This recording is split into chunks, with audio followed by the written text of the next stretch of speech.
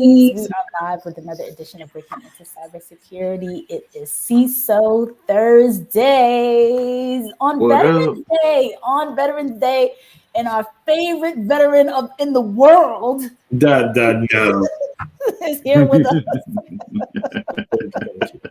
Happy Veterans Day, sir. Thank you.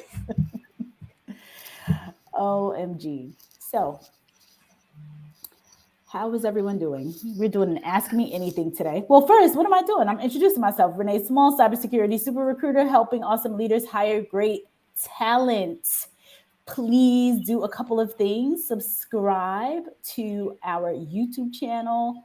Make sure you subscribe to our YouTube channel. Hit the link below. For that, we also need you to subscribe on your favorite podcasting listening platform. And now over to my co-host, Chris Foulon. And it being Veterans Day, wearing red to remember the deployed and remember all the veterans out there, like Mr. James Azar. That's right.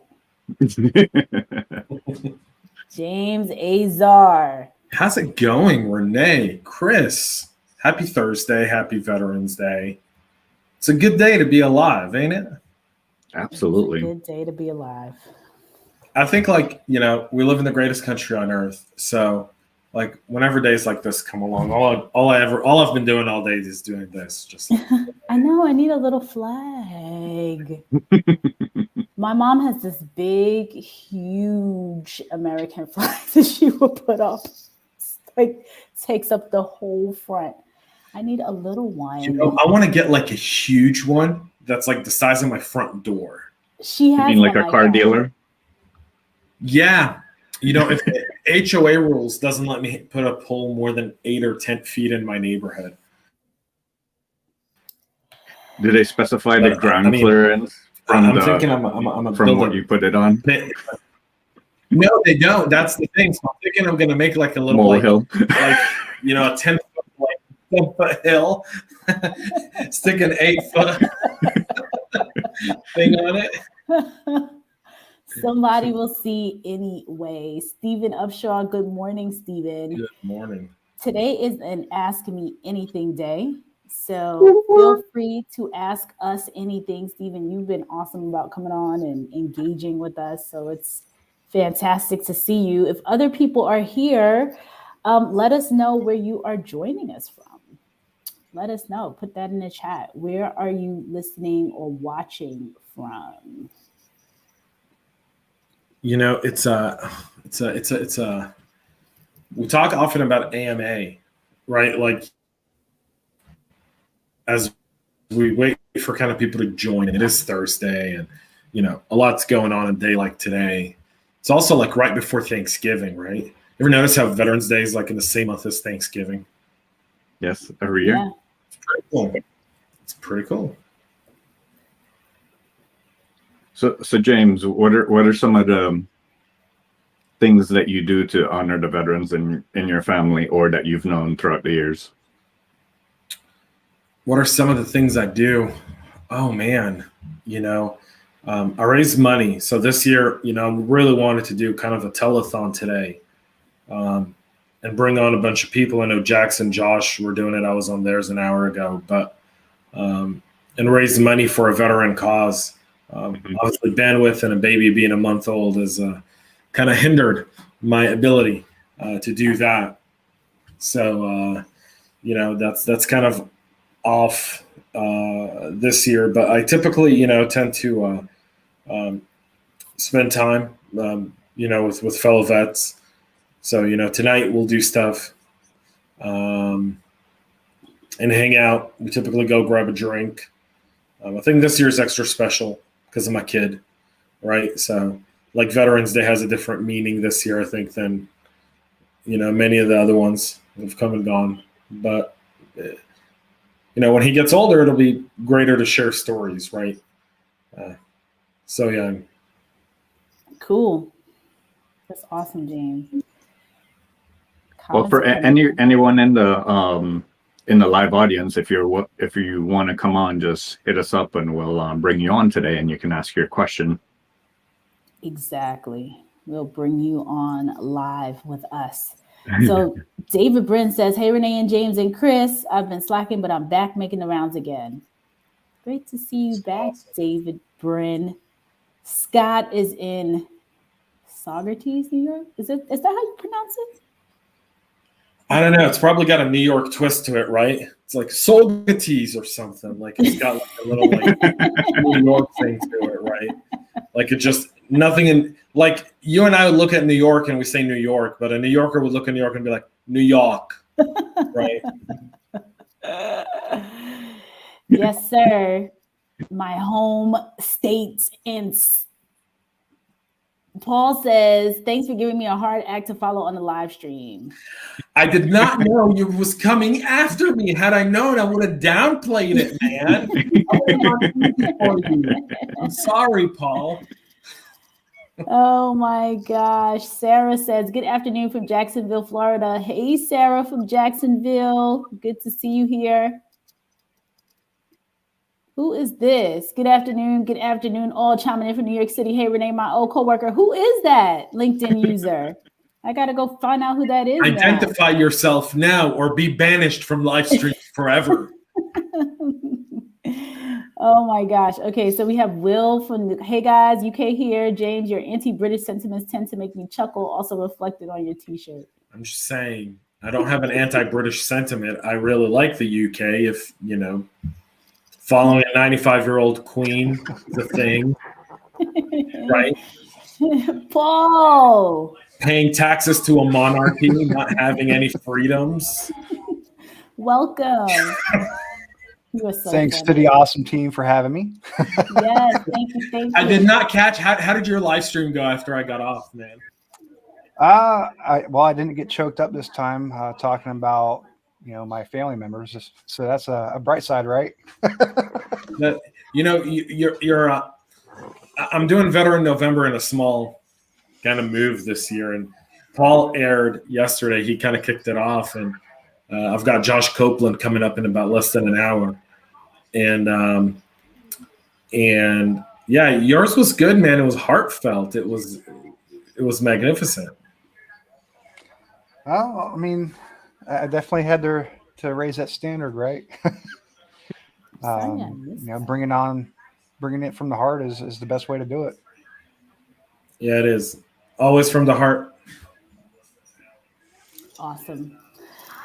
Okay, Scott wants to know, what's the take on Rebel government doing evil. Government doing better at catching guys? I think there's been a global task force trying to take down cyber criminal gangs. The thing about cyber criminal gangs is they also work in a distributed workforce. So you've got people all over that have a different job in different parts. So all they're doing, they're not really dismantling these ransomware gangs. They're just taking out bits and pieces of ransomware as a service. So all these different things. I mean, it's good progress. It's a deterrence, right? But if you're, you know, like one of the guys that's wanted is in Russia. You think this guy's ever leaving Russia? Nope, he's not leaving Russia. And guess what? Russia's a big country. He wants to go on vacation to the beach. He'll go to St. Petersburg. He wants to go skiing. He'll go to north. He wants to see the northern lights. He'll go to Nizhny Novgorod. Like, yeah, there's no shortage of things to do in Russia. You know, Of non-extradition you have everywhere. well, so for extradition to take place, by the way, the extradition treaties aren't blanket extradition treaties, right? So extradition treaties between countries are based on the fact that the crime that someone did against your country is also a crime in the country he's from, and the punishment doesn't violate its human rights. So for example, like if you committed mass murder and you went to Canada and you needed to deal with the death penalty, Canada wouldn't extradite you unless the death penalty was off the table. Okay, you're unmuted. Paul, if you want to say something. Oh no, I was just typing it. Kiddo's in the background doing his digital audiobooks. Kiddos. You gotta love this pandemic situation. We already have our Christmas tree up this year, and we picked out the perfect ornament for it. It was a hand sanitizer, and that commemorates this year. I would have figured I would have put a huge mask on the tree, man. Well, there was a Santa with a mask, but it wasn't as like Why does Santa need a as the mask? hand He doesn't interact sanitizer. with anyone. Why does Santa need a mask? What is Fauci doing? God damn it! Leave Santa out of the mask thing. Santa gets a mask. Because You all would set the James elves, off with James, that. all the elves, okay? The elves are not a group at risk for COVID, man. They've got like a 99.78% survival rate. Hey, just because you're small doesn't mean that you're young. They still have a really high survival rate. I'd love to see like the movie Elf with like Will Ferrell redone for COVID times. I was thinking bunch of about people. blanking our Christmas tree this year with toilet paper, to honor the toilet paper shortage. Is there another toilet paper shortage? Oh, there's gonna be a thankfully. shortage of everything. No, there's no toilet paper shortage. There's a shortage of everything else. There's a turkey shortage, a cranberry shortage, Everything. a ham shortage. shortage. Right. You got Scott Lee Tyson said chickens dying. Yes, it's a mess. Scott says Jimmy Fallon's hometown. That's where he's from. Interesting. That is the pride of the town you come from. Saugerties, New York. Grisel Ramirez is from Knoxville, Tennessee. Go ahead, Chris. I have a question for Paul and his whole cyberhuman initiative and how that goes about helping veterans and others. Oh, that's a kind of a multifaceted question there, Chris. The premise of actually building the whole cyberhuman initiative was to train and educate those that are aspiring professionals. All of us on screen loathe to hear, when a mentee says, "Hey, I want to get into cybersecurity." It's like, great. Well, what do you want to do? Oh, well, I just want to do cybersecurity. So our biggest push is what we call the whole cyber candidate package, where, step one, when you read Renee's book, Chris's book, the combination from Renee, Chris, and Gary, and everything that we always talk about with soul searching. So illuminating the ideas and the roles that are within cyber. So when you have a service member that's transitioning, they can identify the soft and hard skills that they already have for certain roles. And then providing that level of, free to inexpensive training, so they're not getting preyed upon by overpriced boot camps or chasing certifications that really have no weight bearing on the roles they truly want to do. But it's going to continue to expand. One of our volunteers is actually meeting with SANS today about the SANS Vet Success Veterans Immersion Academy. So looking forward to hearing what we could do to help promote that. But all in all, it's really looking at, for our veteran and career pivoters, is identifying the hard and soft skills they already have with their life, that they've already lived, and how the 28 to 38% of mid to senior level roles that we can't fill, how we can get them involved to really showcase how they would benefit those roles. What was the other one? Oh yeah. So with the donors and sponsors that we're going to be receiving, it's also going to help us pay for those certification vouchers. So too often, boot camps charging $3,000 for how to take a test. They're really just paying for a test voucher at that point. So giving them that education, how to build out their home labs and stuff, to really learn it. That's awesome, Paul. Especially the learning component. I think that we the struggle for folks obviously is the experience. And so providing that experience is just so important. So it's really exciting what you're doing. I think also working potentially with employers to figure out their needs and then help with the placement as well through the nonprofit could be really helpful. We have to start. I think that's one thing we haven't done yet, which is how do we cross-function cyber roles with business? So how do we create someone who's in DevOps? How do we create DevSecOps, right? Or someone who's in finance, how do we get them into risk from a cyber perspective? Right. Where they have. Well, we started that transition thing a while back. Remember, James, the Excel sheet? I just got to get back onto it. But going through the different, you figure each branch has roughly 150, 170 roles.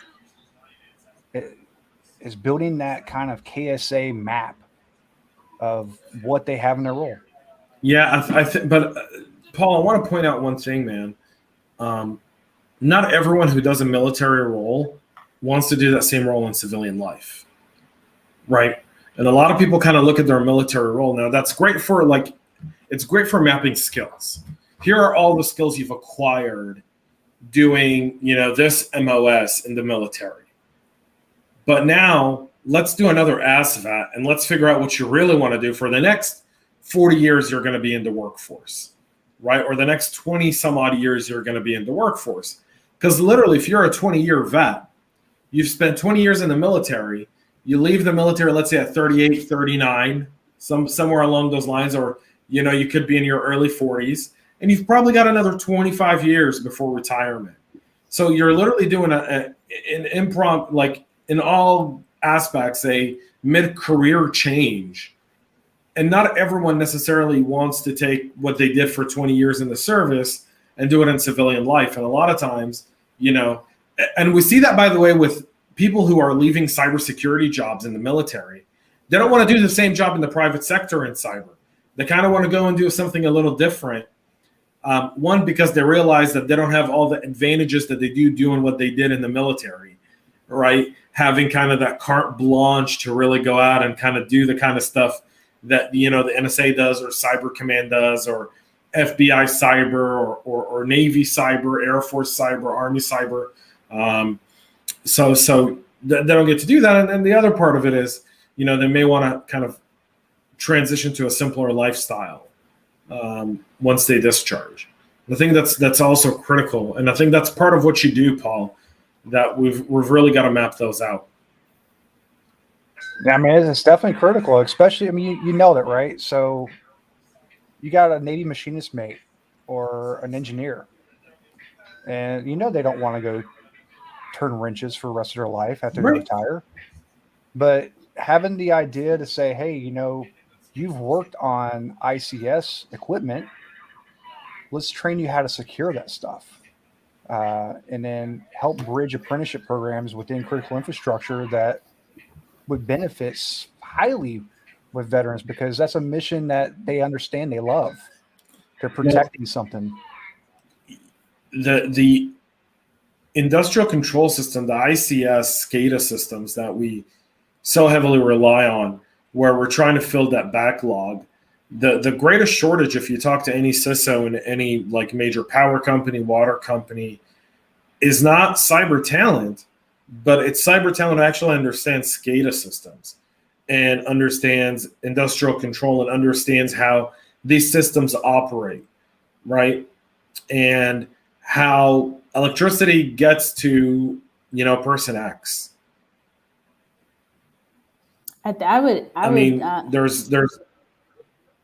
add that it's the same for most industries, where they say that's why people say we could teach this component, but understanding, and obviously in that scenario, it takes a longer time to build those skills, but understanding the underlying, the way it works in a particular industry, and then overlaying that with security is the perfect candidate. Right. Yeah, a lot of my mentees are actually maintainers. They've worked on this equipment, and thankfully, Idaho National Labs just released that they're hiring, and they have uncapped relocation expenses. Nice. So not only Wow. do you get to go get Idaho National Labs training, which is provided by Department of Homeland Security, but they're going to pay you to move and work with them. Yeah, but they got to. You're going to Idaho. Yeah, Outside of potatoes, what else do you got to look forward to? lots and lots of snow. Real farm to table potatoes, right? I mean, as a person who's infatuated with French fries, if they want to, move me to Idaho and pay for all of my expenses and offer me unlimited French fries, I'll totally do it. Well, then you also got Jen Easterly, with her initiative of building these apprenticeship programs within critical infrastructure. Again, it goes back to that mission. The average veteran that gets out, when you talk to them and you say, what do you want to do? I want to do something that has purpose. Yeah. So, it's a win-win. Director Easterly is doing an unbelievable job of, like, she was the right person for this job, right? Like, some things fit like a glove, right? And this was one of them. Like, everything she is doing is, like, she's been listening for all these years. Everything Krebs just stood around and was like, well, look at my Gavin Newsom hair. And didn't do. And she's doing it all. That's awesome.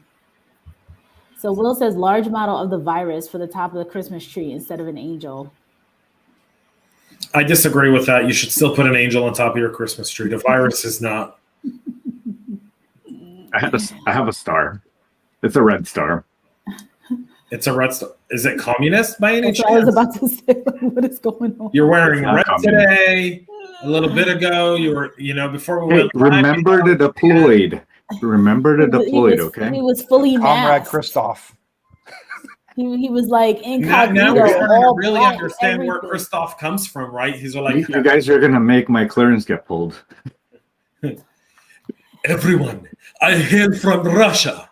Yes. Turnips in cybersecurity. My real name is Vladimir. Vladimir Putin Jr. Oh my God. Another LinkedIn user says she is a rare filthy front-end developer who is actually interested in cybersecurity, high all, and a veteran too. Who is this? I gotta Connect with us. Yeah, connect with all of us. We need people who understand front-end development, but also are interested in cyber, because people's idea of front-end development and security is multi-factor authentication on their WordPress website. Which is moot. OMG. Stephen Upshaw says, I've been working nonstop for more than 30 years and retiring from the military at the end of this month. I'm taking a break from the workforce for a little over a year to go back to school and complete my sequential master's in cybersecurity and decompress. I'm concerned that I may be overqualified and underexperienced when I turn to the workforce in 2023. Do you think this will be a problem? So Stephen is phenomenal. If you follow him, he took Try Hack Me and owned it. I mean, he became in the top 1% within a little of 3-4 months. But as a fellow chief, I too felt that heartache when I retired of not knowing where exactly you want to be. And it was by the grace of God that Chris Foulon actually reached out to me and said, hey, what's your phone number? He's seen me bowing out. I had a Home Depot application, and he's like, look at the roles that you can do that you still can remain technical. And now I'm striving. So there you go. Chris is behind the scenes, just pulling people as they tip over. He's pulling them back, them back to us. Go ahead, James. So one thing I'll say to Stephen, right? And Paul, thank you for kind of giving me that feedback on Stephen. I've seen him here before, but I haven't followed, and I will make sure to do so now after what you just said. But I will say this: no, there is no disadvantage. You're only overqualified if you're applying for roles you're not qualified you're overqualified for. Like, so if you apply to be a SOC analyst, then you're probably overqualified for that. If you apply to be a manager somewhere, you're probably overqualified for that. In executive and high management roles, a 6 month to a 1 year hiatus between roles is actually fairly typical, right, Renee? Like, there are people who leave a job and will sit on the sidelines for 6 to 9 months until they find the right role for them. Yeah. So Stephen, the landscape has changed and folks have taken breaks. People don't look at gaps as the way they used to, in terms of like, what have you been doing for all this time? You're going to clearly show that, you went directly from, you retired, you were working, you retired, then you went to school for a year. It makes perfect sense. I don't think it'll be a problem at all. And I think with the opportunity to hang out, to be in, taking courses and networking and things like that, that it will help in the long run, because you're taking the time that you would have been probably bogged down with a job to actually network and connect with more people in the industry and jump on lives with us like this. So I think networking is critical. In the year you are off, attend events, meet people, kind of connect. Start looking at roles you do want to do in that year. Yeah. And start looking at companies or leaders you want to work with.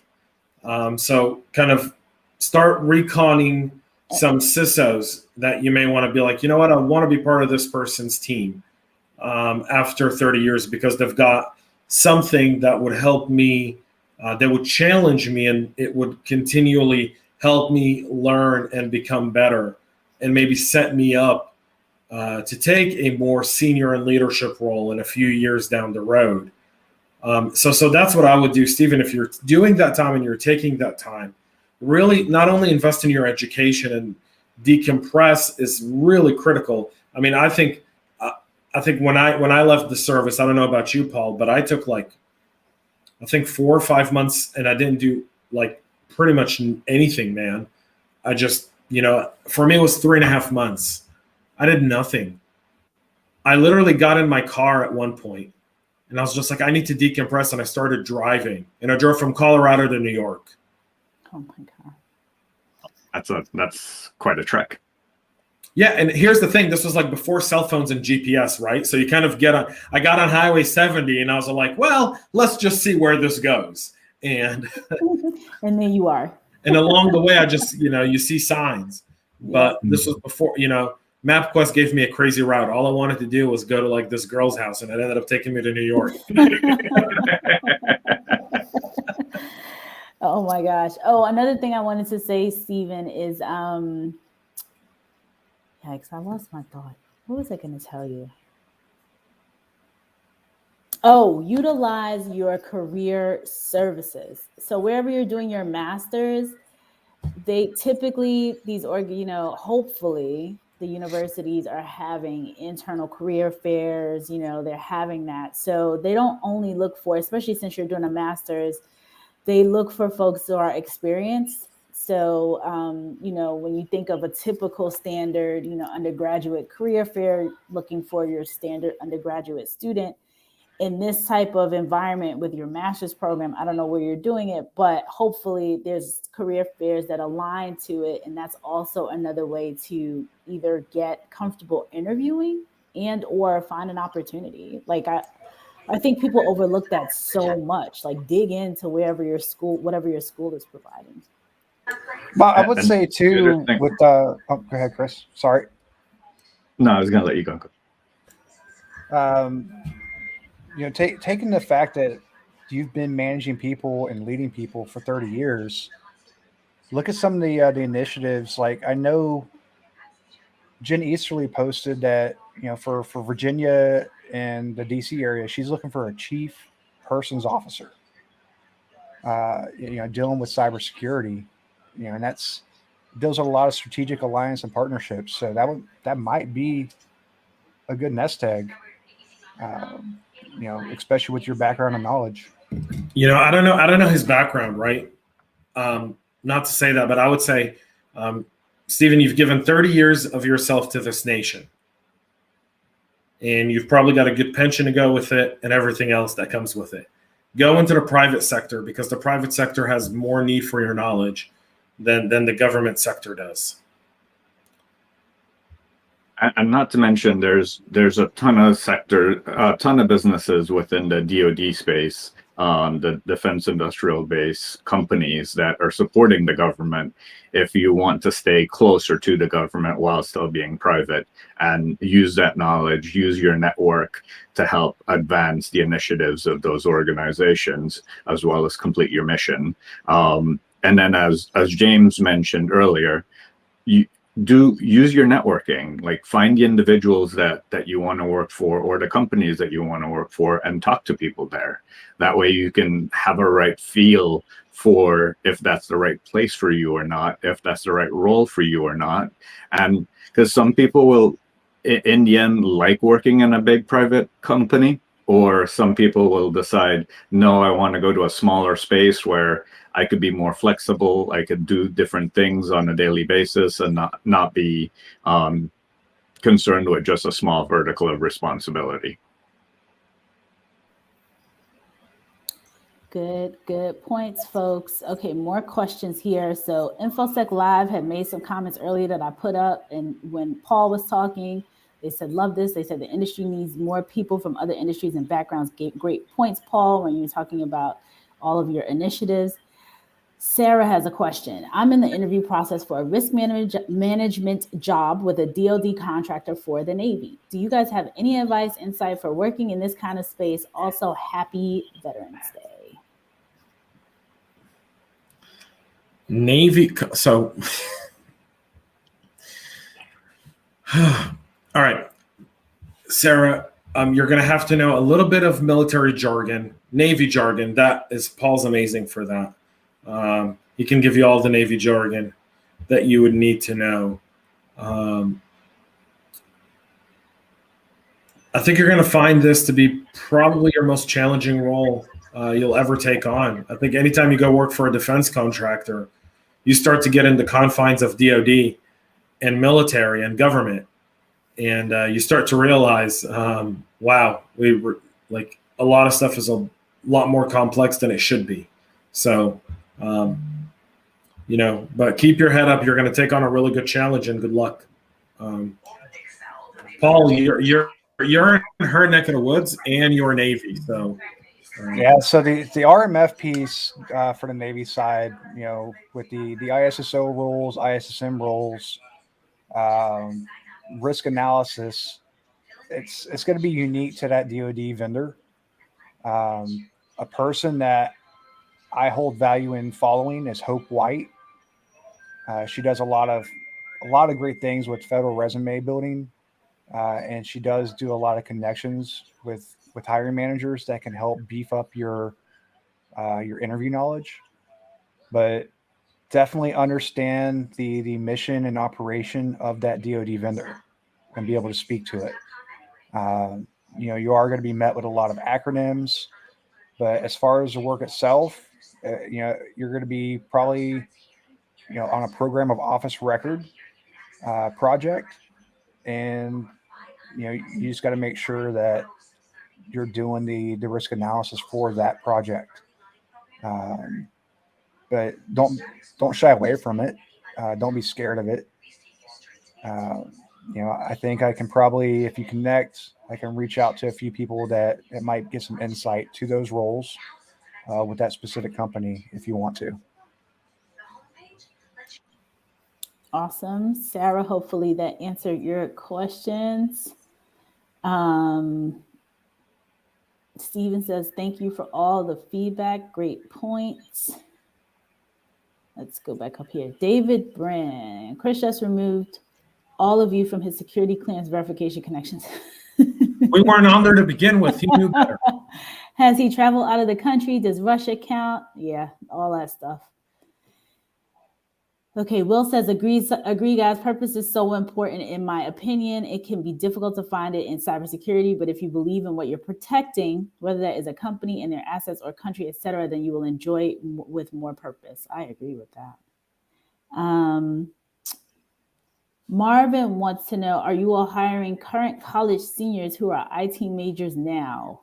So we personally, I don't know if anybody here is, but Paul, you want to talk about the initiative, how he could potentially connect?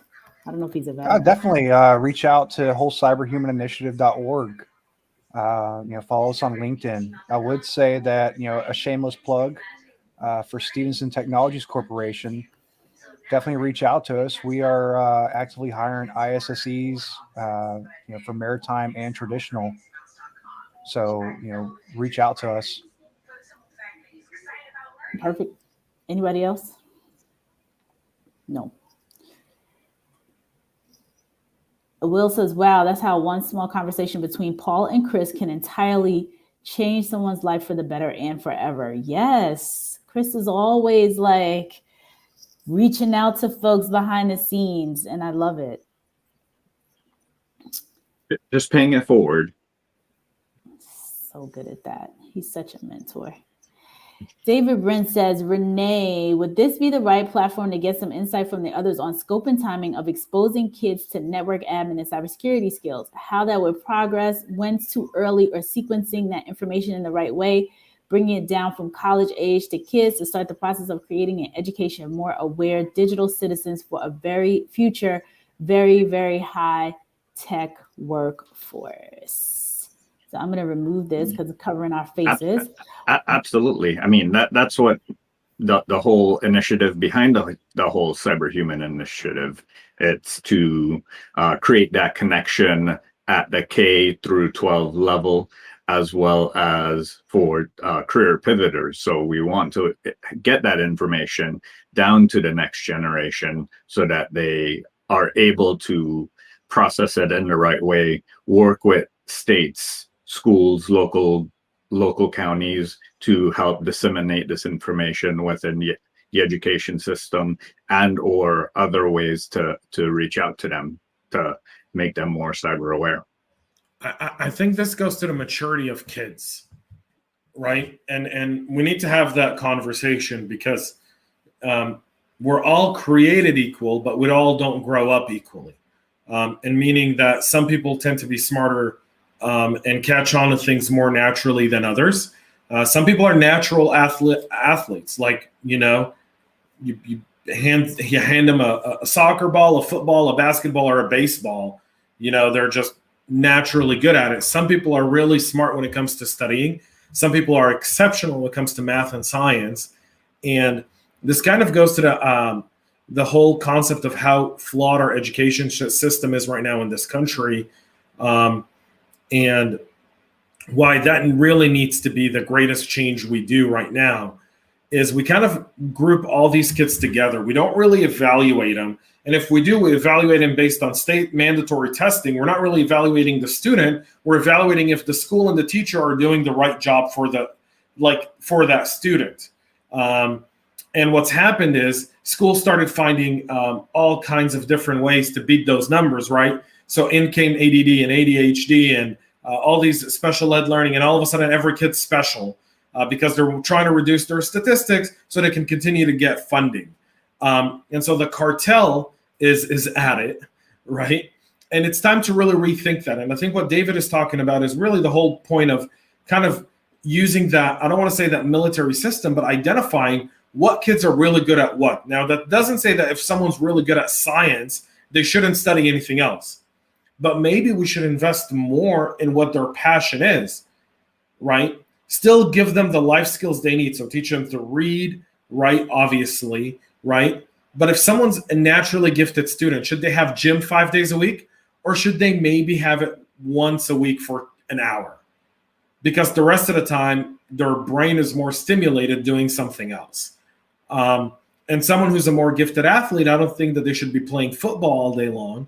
But could we really invest in teaching them skills like management and strategy that really helps them become the next generation of leaders and head coaches and coordinators and maybe general managers, and understanding the business side of a sport, because sports today are businesses. And I feel like that's one of the big things. What David is talking about here is this is just so so important, and kind of like so overlooked and so understated, that it's really frustrating. And I'm telling you, like with Ben, my son, like I'm like, I don't want to send him to traditional schools. I don't know that I want him to go to a traditional school, because it's flawed to begin with. You nailed it on so many aspects. For Secretary of Education. You are so absolutely right. But I mean, and that's, look at Cyber Patriot, CISRA, and all these places that are helping STEM schools. What about the public schools that don't have STEM? Yep. They don't get that awareness. And I think I posted it behind scenes. Necessitiesforchildren.org is doing just that.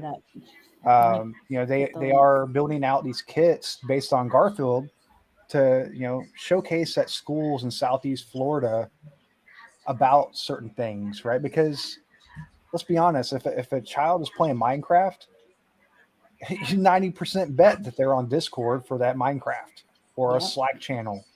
And this is sadly where a lot of kids get groomed. So having that ability to provide some kind of a level of awareness to them. See, but Paul, let's differentiate safety of children online to the education of children, and kind of teaching them how to be responsible citizens, right? The reason we're always behind the 8 balls and the criminals are always the molesters, the pedophiles, the sickos of our society, the Jeffrey Epsteins of their kinds, the Harvey Weinsteins of their kinds, right? The reason those people are able to have the kind of access they do is because our system is grooming kids to all think one specific way, right? And kind of grouping them irregardless to the skills. And if you ever talk to anyone who's been successful, right? You look at anyone, whether they were in sports or business, and you go, what was kind of the moment you realized this is what you wanted to do? And I'll always go back to a teacher who actually did what a teacher is supposed to do, recognize a specific skill or talent in their student, and invested in really bringing out and sharpening their skills to that, so that they can be successful in life and find their true calling, their true passion. And this goes into the whole aspect of, run for school board. Renee and Chris, you guys are from Virginia. You guys just changed the country, right? I mean, they taking out school board members. I don't know about that. I think Loudoun County just came in with more than enough signatures to get the entire school board off, right? So there's aspects to that where you can look at it and go, forget the media talking points over education. We need to reform education. And that entails also kind of the aspect of allowing people to find the schools. Like, I'd much rather have 6 elementary schools in my like close proximity that have 6 different specialties. So one's really good at math, and another one's really good at science, and one's very good at biology, and one's very good at reading, writing, creativity, art, and another one's really good at something else, right? Like let's say critical thinking, just as an example, right? And you kind of test your kid to go to the right school so that they can really be around people who bring out the best of them. Because if you were ever the smartest kid in your class in anything, you would get really, really bored very, very fast. Absolutely. And then you act out, and then they label you special. Yeah. Well, I mean, it's like Alex Rose, one of my colleagues and board members for Whole Cyber, is he purposely failed a class or failed a grade so he wouldn't get labeled and bullied, because he wasn't in that in crowd of traditional kids. Look, PTA is like, that's the best place to get persuasion done at the school board level. It's not. And we fell at it. It's not. It's you know why? Because we're so damn busy doing all kinds of other stuff that we trust these random people to sit on boards and make decisions, right, for kids. And by the way, the outrage on school boards has nothing to do with anything outside of the fact that parents are like, I've been dealing with my kid at home for the last 20 months. I'm freaking done. This kid needs to go to school. These teachers need to deal with these assholes, right? And get them in class and get them the heck out of my house, all right? I haven't had a moment for myself since this damn pandemic started. Speak to any parent out there. Speak to any parent who got furious with the school board anywhere. It had nothing to do with what the media is selling people. Nothing. It had everything to do with the pandemic rules. Everything to do with the fact that kids have to wear masks in school, even though there's like, man, don't get me started on this because I will like, whew. The steam is coming out of his ears. We have Aaron Franks. He mentioned that he's also working to get IT and cyber in schools and have funds and programs like that. So definitely, I think if you could work with the local business community to have either volunteers or funds to provide that type of education, work from the ground up. Yeah. Every school has an IT guy. Every school has an IT guy. God damn it, put him in a classroom. Yeah, how hard is that? You've got an IT guy. You're paying him $45,000 a year, $50,000 a year. Say, hey, Mr. IT guy, you're underpaid and overworked. You're pretty much a teacher. Here's a classroom of 20 really annoying shitheads. Teach them IT. Well, like my son, I mean, he figured out how to bypass some of the locks on the iPad, and he's only 7. Yeah. These kids are so far ahead of us, or just so far ahead because this is what they've been doing the whole entire time. Kids, so there's actual direct research today that shows that you, Renee, as a mom, when you're pregnant, the way that your kid adopts technology is based on your usage while you're pregnant.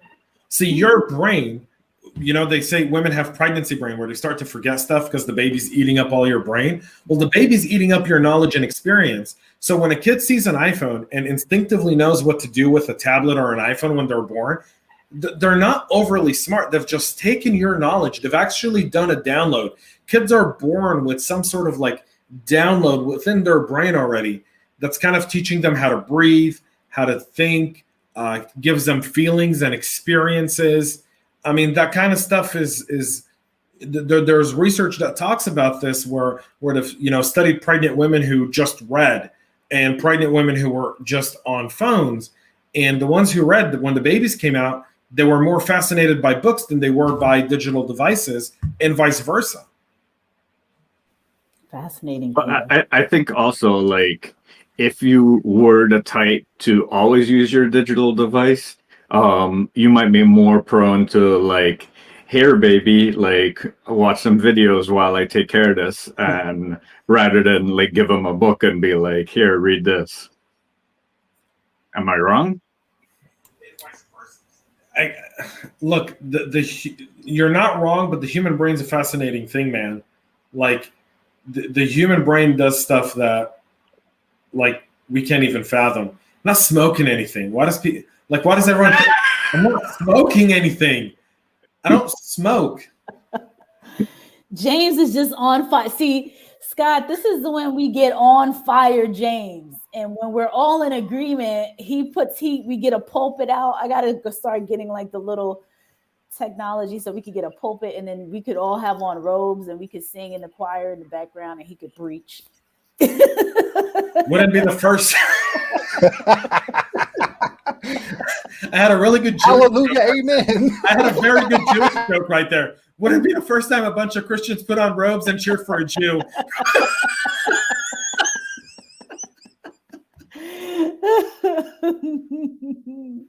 That is a good one. Oh my God. So the babies eat up all your brain. James Azar, send it to a maternity magazine. Okay. So Can we it's move it fun. back to That's can we totally move fine. it back to how do we improve the cybersecurity pipeline? And No, OMG. because we can't improve the cybersecurity pipeline unless we talk about the root cause of the problem, Chris. You're ignoring the root cause of the problem. Okay, wait. the before mommy's you- reading books or the mommy's on devices? No, hold on. Hold Neither. on. The root cause of the problem is that when your kid is of age, when they start elementary school, they're not really honing in on the skills that should be best for them. That is an excellent point. David Brin says, as a center director for Code Ninjas, isn't that where what Chris was telling me about? Game development and Yes. programming for kids 7 to 14. I agree with everything James is saying about education. I will definitely look deeper into the Cyberhuman Initiative because I would like to help with that messaging through my own channels and give my network and own child more resources in Baton Rouge, where technology is something a large part of business community is trying to get forward momentum on. And for example, like the guest that we had last week, Jasmine Owens was mentioning in St. Louis, they had a similar problem. And as she was going through the cyber up apprenticeship, she continued to give back to her community, to drive awareness back to her community, because it was a gap that she herself experienced in her community and continued to give back. So we definitely have those like technology deserts, if you want to call it that, within this country where individuals might not have as much access to technology. Yeah, good Which shout is out to crazy. Tony and his team at CyberUp for sure. Yeah, for real. Tony, they're doing such amazing work. Dale says, hi there, I have a question. I have backgrounds in retail banking, but I have been trying to break into cybersecurity. I have a post-diploma certificate in information security and a Security Plus and a CCSP. SSCP. I have been getting a couple of interviews, but I keep getting rejected because I don't have experience. Is there anyone that can advise me on this, on how, and give advice on how to break into cybersecurity? If I had to guess, they're probably using the same resume and sending it out to all these companies, not tweaking it and not highlighting their transferable skills in the resume, as well as only relying on applying through applicant tracking systems and potentially not networking with their peers or hiring managers.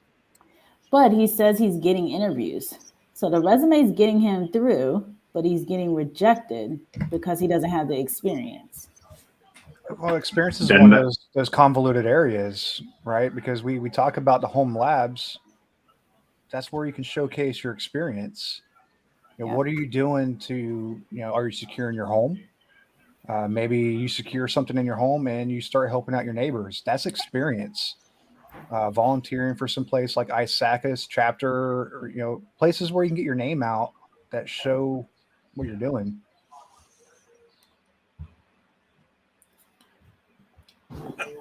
Yeah, I would also say because, and that's the point I wanted to make in terms of the interviews. When you're getting, so I always do a like assessment when people talk about their job situations. If you're not getting interviews, it has something to do with your resume. But if you're getting the interviews, it has something to do with your interviewing skills or a lack of whatever it is they're looking for. Now, we know that in security, they're always asking for experience. It's the chicken and the egg. It's like that in a lot of industries, but it just seems overly ridiculous in security where it's like, okay, I'm an entry-level person. I have these certs. Not that certs make or break anybody, but it goes to show like I have some level of understanding of what it is that you all are looking for. And now you're looking for experience. How am I supposed to get the experience? So kind of back to what Paul was saying, the home labs, like working with, I would connect with Paul, get into his organization because they are going to provide you with those opportunities to get quote experience. And experience doesn't necessarily have to mean that it's in another job. So I think sometimes people kind of take that as we want experience, or when they say they want experience, that the experience is in a company. It doesn't necessarily have to be that way. It could be the home labs and things that Paul was talking about. I would also ask what roles that you're getting interviewed from. Maybe those roles aren't the roles for you if they are being uber technical. I mean, you got so much time within financial. You speak financial. Maybe look at the vendors that provide security for something that you're already familiar with.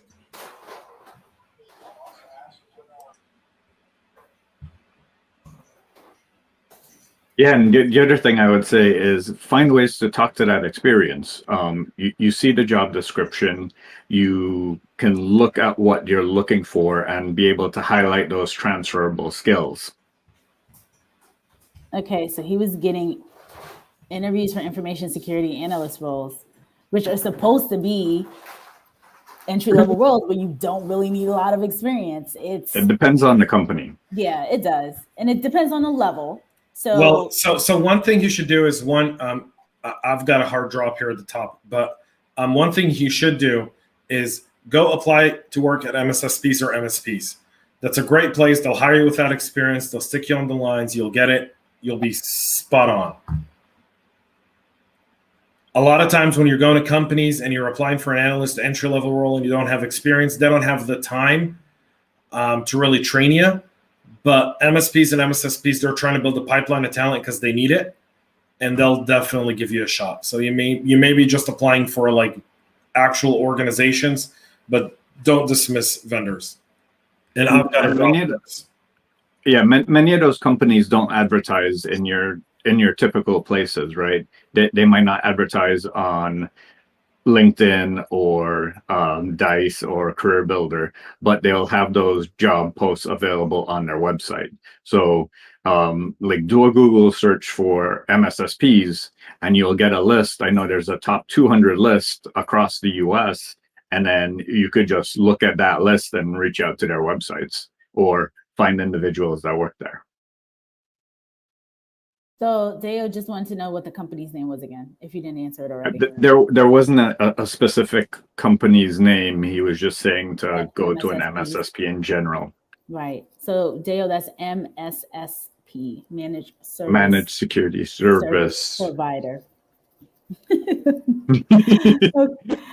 All right, folks, it is the top of the hour, and we are going to take off here. Again, happy Veterans Day.